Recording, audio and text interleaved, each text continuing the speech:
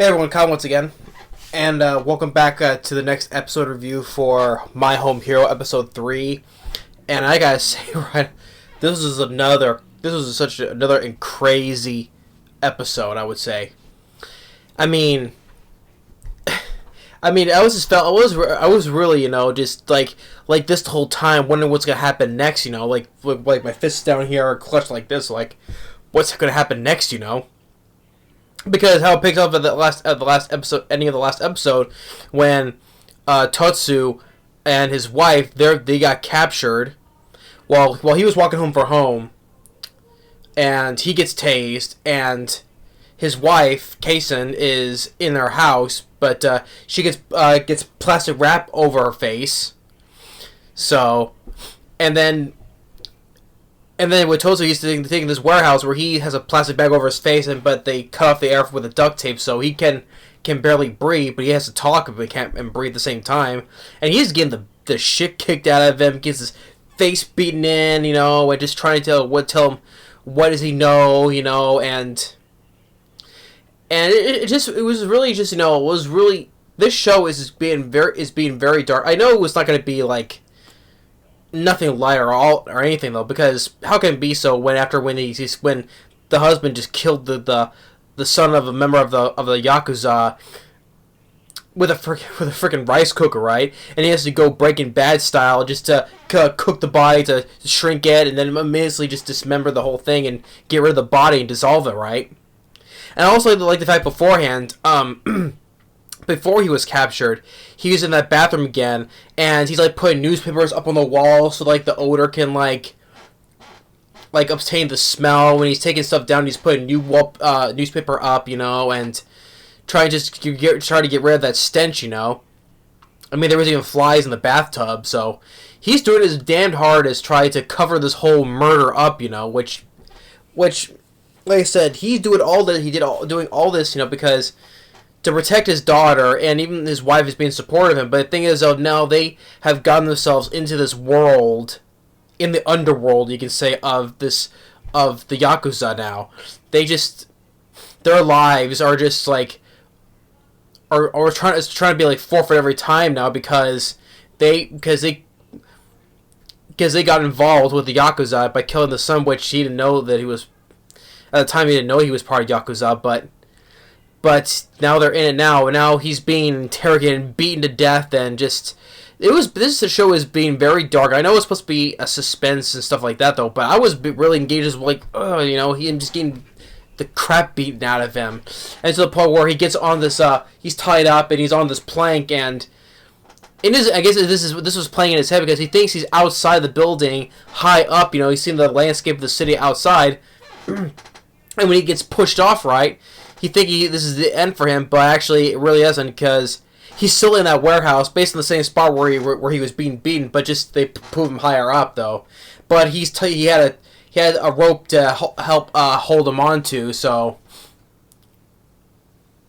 and then meanwhile the wife, she has the plastic wrap over her face, and while their daughter, she's literally right upstairs, not knowing anything though that's going on, right?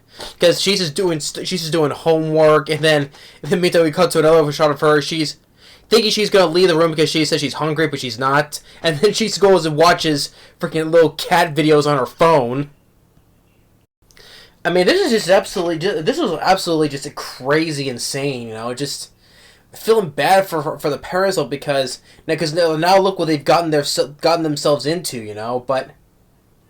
And even in the father, he's just trying to give them, like false information of what does he know, right? Like involving like because we showed like how before they were captured, like he gives his wife like the script, in case they ever like make contact with them, or in case they do get separated, or eventually they do get captured. He gave her this list of like questions that they're gonna ask and what some of the answers they're going to give to them, right?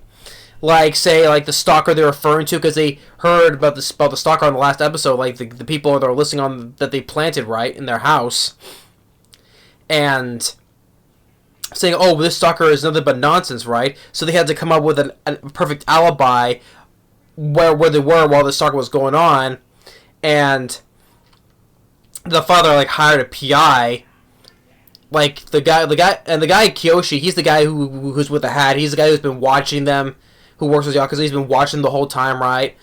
And Kiyoshi is the guy's name, which funny. The last time I heard that name Kiyoshi was from the lead character in Prison School, Kiyoshi. Just pointing out though, but I was like, oh, really funny, Kiyoshi, huh? But he's thinking that cleaning guy that was cleaning the bathrooms, that's the PI who was following them, right? And they had to ask, because they also followed Rika to her college, and they know they're following her. So they come up with all this fake information to deviate themselves to thinking that they're innocent the whole time. They don't know anything about it, right? So I mean, I was just really just like this the whole time. I'm like, oh, man, how are they just get out of this situation? Please let them get out of this, right? Oh my god, man. I mean, this show, this really grabbed me so much, you know. I mean, Hell's Paradise I've enjoyed though, but it was creepy, especially the last episode. But this has been really. After watching episode 3, I'm like, I'm gonna just really room for this family and just to try to get out of this bad situation they've got themselves into. But except for the husband and wife though, but except for the daughter Rika, because she still doesn't know anything what's going on though. So after all this, so in order to confirm that they have the same story, so they have to ask his wife to give the same answers to, right? And and she's giving like some kind of the same information. Then she starts going on and on about some other rambling things. Like, what is she talking about, right? So eventually they let the wife go, right? And by the time when the daughter Rika comes downstairs, she's just sitting there watching. The wife is sitting there watching TV, and is asking. The daughter's like, "Hey, I thought I heard a man's voice." Oh no, this is just from the television. I mean, she's sitting there watching the television. But I can see that the look on her face, like she just escaped freaking death, you know. And then the husband eventually he gets the guy Kiyoshi. He cuts him down. He cuts his ties. The rope, because he cuts the rope on him, the plastic off of him, and he was gonna kill him, right? But then Totsu, he says, "Hey, let's work together. We can find the guy who killed well." They don't know that the guy is dead though. They say the guy is saying that he's just missing though. So the husband is telling the guy Kiyoshi, saying, "Hey, let's just work together. Let's try to find him where he's at. You know, let's work a little deal. Let's work together, and let's help find the guy." So then the guy, he's just pondering what should he do? You know, I mean, jeez. Yeah, by episode 3, I was just really oh man, I was like this the whole entire time, you know. I was just so focused, engaged in this, because it goes to show, like, like I said, and I know I said before, like the first episode or so, or about the husband Totsu, like he's no John Wick. He's not John Wick at all. He's just an ordinary man. And he got the lucky shot at that asshole's boyfriend of his daughter's, with a shot to the groin, and then killing him with a freaking rice cooker though. But the guy is not John Wick. He doesn't know anything about these. Has no combat skills at all. He just pretty much said he got lucky, right? But although he has no military background or anything. He's just an ordinary guy trying to living an ordinary life to just provide for his family, you know, and his wife too.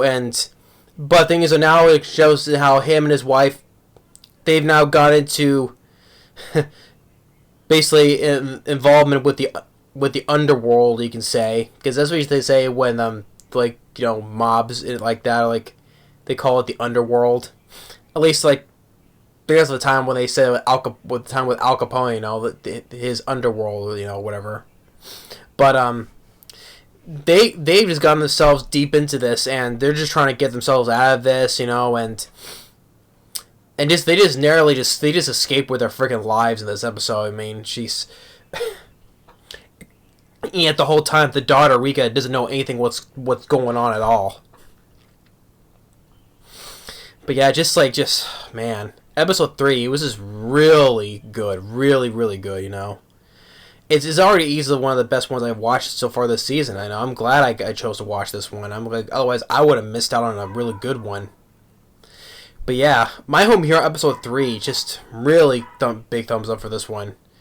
Just like everything, you know, like I said, Nick, the guy's not John Wick though, and it shows like this. The show is kind of like taking like stuff like from Breaking Bad, like the second episode was, trying to be like Breaking Bad. all it is needs probably the guy needs to, or what the husband needs to ask is Walter and Jesse are, you know, ask them for advice. But episode 3 was really great. So yeah, but episode 3. Man, just after watching this, I was like, man, just big deep breath, man. They just escaped with their lives, giving them all this false information, trying to protect their just do what they can because it is to help their daughter, you know. But yeah, that's episode 3. Thanks for watching. Stay tuned for the next episode review, man. I just can't wait how episode 4 is gonna go out. But we'll see on that, though. But just shows how you do anything to protect your own family. Oh, is that right from Fast and Furious, you know? Protect your family, right? Well, in this case, in the eyes of Totsu, yeah. He needs to protect his family now. But thanks for watching. See you next time. And back on more with the Steven Seagal movies later.